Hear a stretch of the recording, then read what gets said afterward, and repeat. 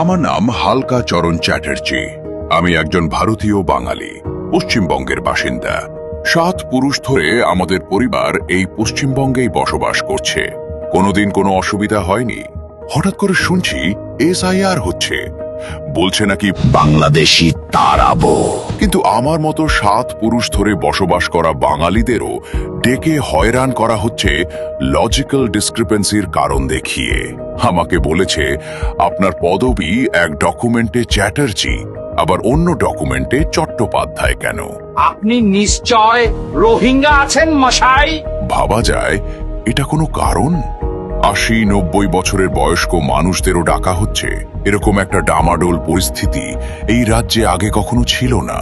নির্যাতন কমিশনকে কাজে লাগিয়ে পরিকল্পনা করে বাংলার মানুষকে হয়রান করছে বিজেপি। বাংলার মানুষকে বিরক্ত করতে চাইছে ওরা, কিন্তু বাংলার মানুষ সব বুঝে নিচ্ছে, সব হিসেব রাখছে। ইঞ্চিতে ইঞ্চিতে বদলা নেওয়া হবে এই অপমানের। যতই করো হামলা, আবার জিতবে বাংলা।